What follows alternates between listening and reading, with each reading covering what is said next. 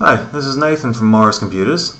Today I'll be going through a couple of common threats and scams online, how to identify them, and how to avoid them. Now, there are three big ways you'll generally get hit with malware, scams, or junk. With scam emails, by going through misleading websites, and by installing bundled junk that comes with other applications. Regardless of the type, almost all of these situations can be avoided by taking it slow, looking for the warning signs, reading everything carefully, and never clicking something you aren't 100% sure of. So, the first, and in my experience most common, is junk websites. A lot of websites today will sell advertising space and advertise unrelated applications and products. Some of the time, these advertisements are legitimate products and services, but just as often the advertisements will lead you to a scam or virus.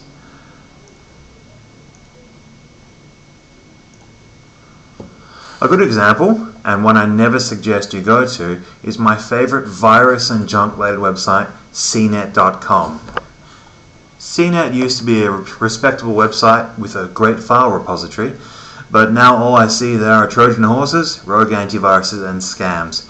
Even when looking for something legitimate like Kaspersky Antivirus, which is what we use in the workshop here, you'll find that the website is littered with junk advertising links leading to infectious malware, such as this one up here, this one over here, and all of these ones down the bottom there. So the best way to get around these is, if you've watched my previous video tutorial, install Firefox and AdBlock Plus.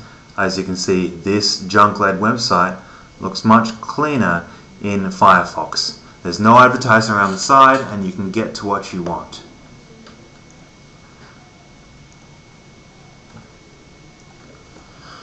Another example in junk advertising are the sponsored advertisements in web searches. You can see that if you go look for iTunes in Google, it'll give you a list of hits that lead you to apple.com, apple.com, and apple.com. That's good. If you use the same search in Microsoft's Bing web search, you'll notice a very different response. The first hit is apple.com, correct? But the second one, whilst it promises to give you iTunes for free, is something called Download Wizard. The third one is support.fixerror, and the fourth one is download now. I can guarantee that all three of these ones will lead you astray with junk applications or false advertising. And the easiest way to spot those is simply to slow down and read the links you're clicking on.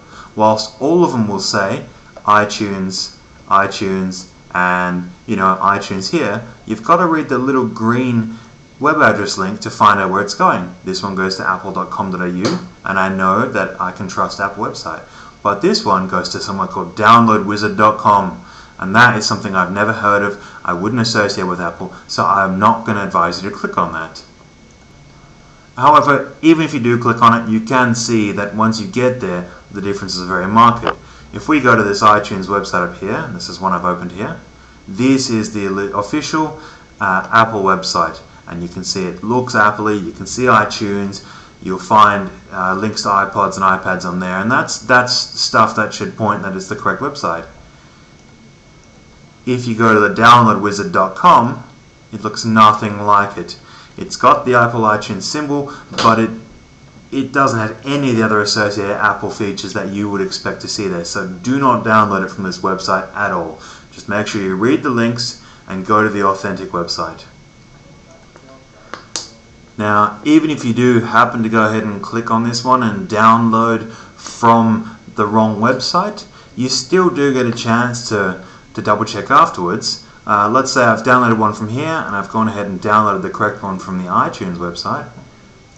On the desktop, even there's a difference. Here's the iTunes setup that is for the legitimate application. You can see it's got the correct logo. It says iTunes setup.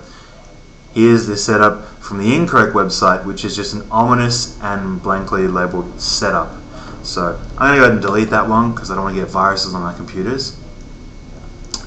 And I would stick with the one that looks legitimate. In any case, just take it slow, read through the information, look for clues, and as I said, if you don't like the look of it, don't click it. Okay, leaving junk websites, we're going to have a look at some bundled software.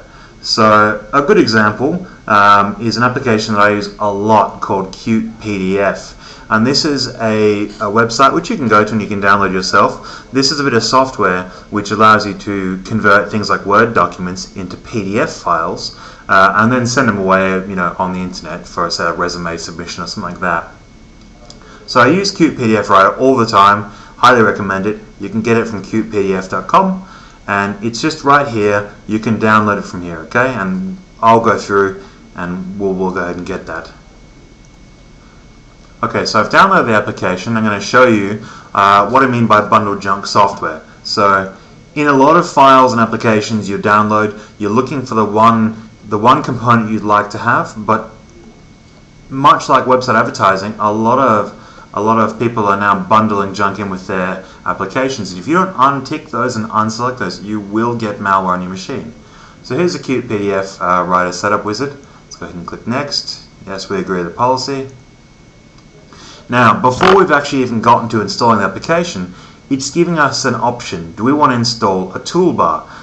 And if you go ahead and hit next without even reading it or without even checking it, you will have junk added to your machine. So I'm installing Qt PDF Writer. I don't want the Ask toolbar. Let's unselect that. And then again, there's another option, PC Optimizer Pro. I'm installing a Qt PDF Writer, but it wants me to also install this Optimizer application. And I can guarantee you any Optimizer application will decrease your PC's performance, and they're filled with junk. So let's make sure we don't hit accept, but we go decline. And that's it. Now we're through the installation. A lot of programs do that now, and if you don't look and if you don't check what's happening, you will get hit with PC Optimizer Pro and toolbars. Make sure you read the steps. Make sure you don't automatically click next. You make sure you hit decline or cancel if you don't want any of it. Okay, the third type of scam that I want to show you is just to go through email scams with you. Now I know these don't seem to be as common these days, but they still do get you, and they are quite dangerous if you go wrong with them. So let's go ahead and open up my email account here. Now I've saved an email which I quite liked because it's a very obvious example of a scam email. But in here there's something I've received from the Australian Taxation Office. Let's open up this email to have a look at it. Okay, so this is suggesting that it's come from the refunds at the Australian Tax Office, and it's saying that I need to go ahead and submit a tax refund here. Now let's go ahead and look for a queue on this page. First up, we can see that it comes from ato.com.au. Understanding about the tax office, I know there's a government agency and it should be ato.gov.au. So that's your first sign that it's coming from a malicious sender. The second thing is when we go ahead and click the submit your tax refund here button, let's see where it takes us. Okay, it doesn't seem to be working in Internet Explorer. We'll just close that one there. Let's get it up in the Firefox. So this is the website that it takes you to, and this, for all intents and purposes, does look very convincing as the Australian Taxation Office. It's suggesting I have a certain amount that needs to be deposited into a bank, and I should go ahead with that procession. The problem is, though, is if you look closely and check the information about the website, you can see that this is definitely not the Australian Taxation Office because of the web address up here. This is some ATO.gov.tax-9804.com. That doesn't sound like the Taxation Office to me. Since I know that the real Taxation Office should look a lot more like this, ato.gov.au. So, whilst the website itself is very convincing, you've got to look at the web address, you've got to look at the links in your browser, you've got to avoid advertisements. Take it slow, and if in doubt, just don't click it. If the Taxation Office really needs to talk to you, they'll send you a letter in the mail. They won't send you an email like this. So, if in doubt, ignore it, close it, cancel it, give us a call, and we'll go through it with you. Alright, I think that'll conclude the tutorial for the day. Thanks for watching.